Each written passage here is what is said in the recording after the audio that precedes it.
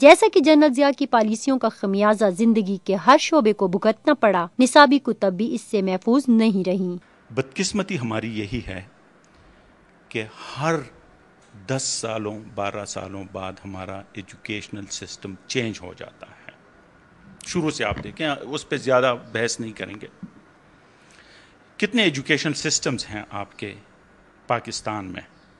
Government schools, private schools, English medium schools, Urdu medium schools, پھر مدرساز، elite schools, دیکھیں 4-5 system, پھر with in مدرساز آپ کے کتنے ڈفرینٹ وہ ہیں۔ تو جہاں پہ ایک فیکٹری ہوتی ہے تو فیکٹری کی پروڈکشن بھی ہوتی ہے، اور سیم فارمولا اب اس پہ اپلائی کریں آپ۔ اور اس کے ساتھ جو دوسری بدقسمتی ہماری ہے، وہ ہر چند سالوں بعد ایجوکیشنل سسٹم کی تبدیلی، اور وہ تبدیلی جو ہے وہ پولیٹیکل تبدیلی ہے۔ جو بھی گورنمنٹ آئی ہے اس نے اپنی آئیڈیالوجیکل اس میں یہ نہیں دیکھا کہ اسٹیٹ پالیسی کیا ہے۔ اس وقت کے 10 سالوں کے لیے ان لوگوں نے اپنی ایک پالیسی بنائی ہے، ایجوکیشنل پالیسی۔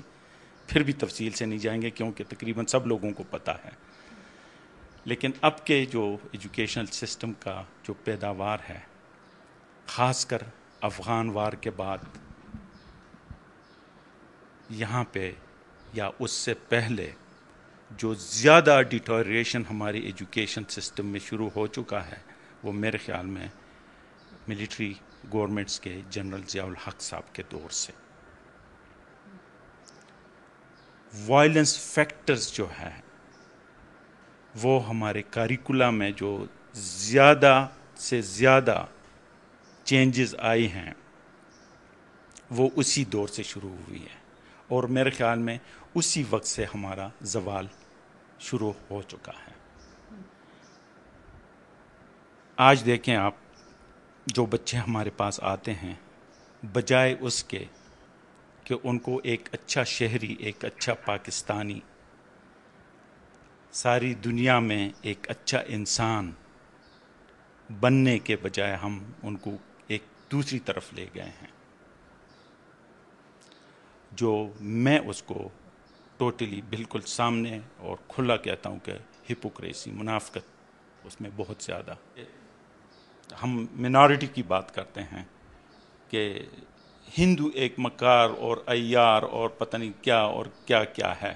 ایک کلاس 2 3 4 اچھا بالکل بیسک ایجوکیشن میں کسی نے بھی نہیں سوچا کہ پاکستان میں بھی ہندو، عیسائی، سکھ، باقی منارٹیز رہتی ہیں، اب ان کا کیا ہوگا۔ اور جو امیجز ہمارے ہاں پیدا ہوتے ہیں کسی اور قوم کے، میں خاص پارٹیکولر اس کی بات نہیں کرتا ہوں، بینگ اے بچہ، میں آپ کو ایک ایگزامپل دیتا ہوں۔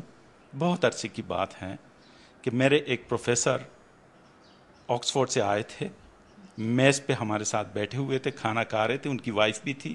چھوٹا سا ایگزامپل ہے، میری بچی اسکول سے آئی اور اس نے کہا کہ جی آج ٹیبل پہ جس طرح بچے والدین کے ساتھ بات کرتے ہیں تو روزانہ آ کے وہ کچھ نہ کچھ کہتی تھی، آج میڈم نے ہمیں کہا کہ جو جتنے بھی غیر مذہب ہیں ان سے خاص قسم کی بدبو آتی ہے، جتنے بھی جو مسلمان نہیں، اور پارٹیکولرلی پھر اس نے ہندوؤں کی بات کی، اور اسی وقت وہی ہندو پروفیسر ہمارے ساتھ میز پہ بیٹھا ہوا تھا۔ شکر ہے کہ اس کو پشتو سمجھ نہیں آ رہی تھی، لیکن جب میں نے اپنی بیٹی کو کہا کہ تمہارے ساتھ جو بیٹھے ہوئے ہیں پروفیسر گوپال وہ ہندو ہے، تو اس کا ایک چھوٹی سی بچی جو کلاس 2 میں ہو وہ شوق میں چلی گئی اس وقت، اور تھوڑی دیر بعد پھر آ کے مجھے کہا کہ اس سے تو بدبو نہیں آئی۔ اچھا، تو وہ اس کی جو ایلوژن ہے لائف میں، اس قسم کی چیزیں، اس میں پھر میں کنفیوز ہو گیا کہ اس نے پوچھا کہ میری ٹیچر جو ہیں وہ جھوٹ بولتی ہیں، اس کو پتہ ہی نہیں۔ میں نے کہا نہیں، یہ ایکسپیرینس کی بیٹی، ایکسپیرینس کی باتیں ہوتی ہیں۔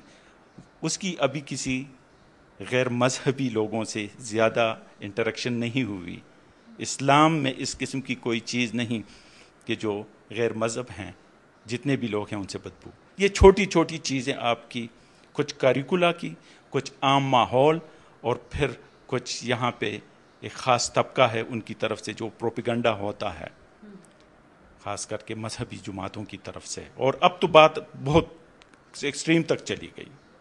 اب تو خیر ود ان اسلام کوئی بھی غیر مذہب کو چھوڑیں, اسلام کے اندر بھی کوئی طبقہ کسی اور پہ اسٹیمپ اینی ٹائم لگا سکتے ہیں. میں ابھی آپ پہ اسٹیمپ لگا سکتا ہوں کہ آپ مسلمان نہیں, اور آپ مجھے کہہ سکتی ہیں کہ آپ نہیں. اب تو یہاں تک بات چلی گئی. لیکن بدقسمتی زیادہ ڈیٹیل میں پھر نہیں جائیں گے, ایگزامپلس بہت ہیں. ہر سال ہمارے پاس اسٹوڈنٹس آتے ہیں, لیکن خاص کر کچھ سبجیکٹس جو وہ شروع سے پڑھتے چلے آ رہے ہیں, پاکستان سٹڈیز اس میں ایک کنٹروورشل سبجیکٹ ہے جس پہ واقعی غور اور فکر ہونا چاہیے. کیونکہ پاکستان سٹڈیز میں جو بچے کلاس 9-10 میں جو چیزیں پڑھ کے آتے ہیں, آخر میں ایم اے لیول پہ پاکستان سٹڈیز میں وہی چیزیں ان پہ امپرنٹ ہوتی ہیں, اور ان چیزوں سے وہ باہر نہیں نکل سکتے ہیں. لیکن یہاں آ کے پھر وہ کچھ اور دیکھ لیتے ہیں, حقائق دیکھ لیتے ہیں, تو وہ ٹوٹلی کنفیوز ہو جاتے ہیں کہ جی وہ جو ہم کلاس 7-8 میں ہمارے دور میں سوشل سٹڈیز جغرافی ہوا کرتی تھی, دیکھیں اب کچھ اور ہے. یہی میں بات کر رہا ہوں. تو ہم نے پوری قوم کو, بچوں کو ایک کنفیوز نیشن بنا لیا. ریزن یہی ہے کہ ایجوکیشنلی, میں نے پھر بات اس طرف اشارہ کروں گا کہ آپ کے اسکول, کالج, کتاب, بکس, کریکولا سب میں اس قسم کی چیزیں موجود ہیں, جس میں کچھ چیزوں میں ہمیں سپرائرٹی کمپلیکسز میں کہ وی آر دا بیسٹ, اچھا, اور کچھ چیزوں میں ہمیں پھر انفرائرٹی کمپلیکسز کا شکار ہم ہو جاتے ہیں. جب حقائق سامنے آ جاتے ہیں, دیکھ لیتے ہیں کہ جی ہم تو کچھ اور سیکھ کے آئے ہیں, لیکن اسلام خود کچھ اور کہتا ہے, ہیومینٹی کچھ اور کہتی ہے, انسانیت کے معیار اور تقاضے کچھ اور ہیں. میچور ہو کے انسان تو یہ چیزیں دیکھتا ہے. تو اب ہمیں واقعی ایجوکیشنل انسٹیٹیوشنس کو, ایجوکیشنلسٹ کو بیٹھنا ہوگا اور ان چیزوں, ان مسائل پہ کھل کے بات کرنی ہوگی. انف از انف, کافی باتیں ہو گئی ہیں. اب ہم اور یہ برداشت نہیں کر سکتے ہیں کہ ہمارے اپنے ہی بچے اس ملک میں ہوں یا باہر کے ملک میں ہوں, ان کی ایجوکیشن ایسی ہوئی ہو جو پورے ملک کو تباہ و برباد کر لیتے ہیں, ان کے نام کو, پاکستان کے امیج کو. آپ دیکھیں کل کے پرسوں کے واقعے کا نیو یارک میں, اچھا ہوا ہے برا ہوا ہے, حقائق کچھ کہاں پہ ہیں وہ تو اور بات ہے, ڈسکشن, لیکن کچھ تو ہوا ہے نا. صرف یہ نہیں, آپ دیکھیں یہ لاسٹ 10 ایئرز میں کیا کچھ ہو رہا ہے. جو لوگ باہر جاتے ہیں ان کو پتہ ہے یہی نفرتیں ہیں. ہاں, ہم جتنا بھی کہیں کہ جو اس میں ہمارا ہاتھ نہیں, جھوٹ ہے.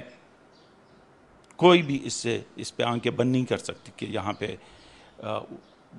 پہ دہشت گرد نہیں ہیں. ساری دنیا کو پتہ ہے. شتر ملک کی طرح اگر ہم آنکھیں بند کر لیں تو اس میں ہمارا قصور ہے. سب کو پتہ ہے کہ اس ملک میں کیا ہو رہا ہے. اس پہ کھل کے ڈیبیٹ ہونا چاہیے.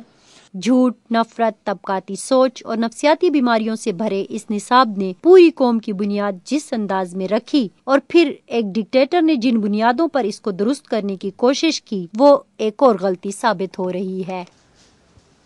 مشرف کے دور سے لے کر اب تک جب بھی نصاب میں تیزی سے تبدیلی لانے کی کوشش کی گئی تو کچھ حلقوں نے اسے امریکی ایجنڈے کا حصہ قرار دیا. کیا ہی بہتر ہوگا کہ قوم کے اس اہم ترین ایشو کو بھی اسمبلی کے فلور پر زیر بحث لایا جائے. فرزانہ علی, آج نیوز, پشاور.